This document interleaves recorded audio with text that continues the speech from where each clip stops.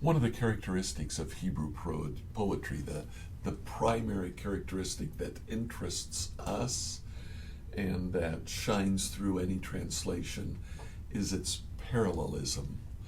In subsequent lines in Hebrew poetry, things are repeated. For example, in Psalm 19:1, we read these words: "The heavens proclaim the glory of God. The skies display his craftsmanship." Do you see the repetition there? The same concept in the first line and the second line. This is a characteristic of Hebrew poetry. Psalm 7, verse 16, "The trouble they make for others backfires on them.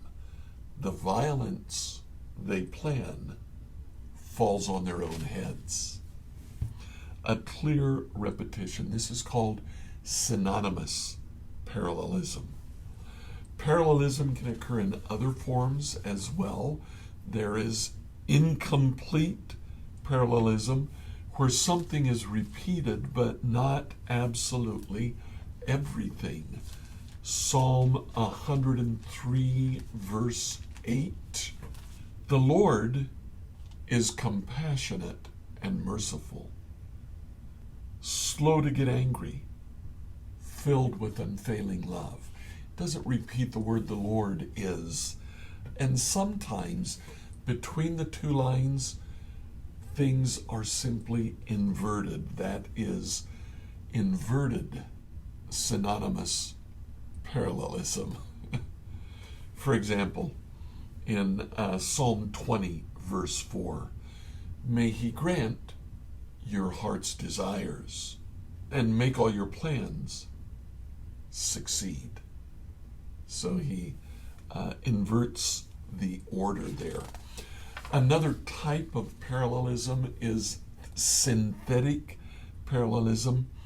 There, the idea is not necessarily repeated, it's advanced. In Psalm 19, where we started, near the end of that, the instructions of the Lord are perfect, reviving the soul. The decrees of the Lord are trustworthy, making wise the simple. The commandments of the Lord are right, bringing joy to the heart. And the commands of the Lord are clear, giving insight for living. Now, in these 4 lines, the first element is repeated in each line, but the next 2 elements in each line are advancements, new ideas. Sometime, some consider certain psalms to be complete synthetic parallelism. Like, for example, Psalm 100, verse 3, "Acknowledge that the Lord is good. He made us and we are his. We are his people, the sheep of his pasture." There's no real repetition between the lines. What we do have, though, is definite progression of a similar idea in each case.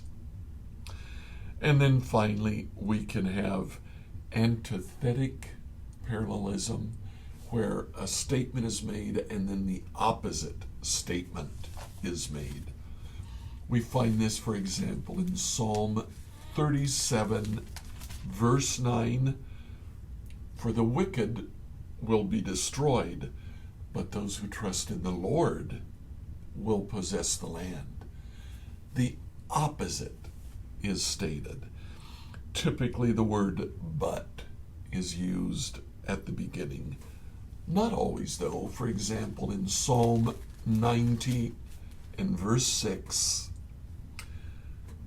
"In the morning it blooms and flourishes," speaking about the grass. "By evening it is dry and withered." These are different kinds of parallelism. We will come back and talk about parallelism in virtually every psalm that we study.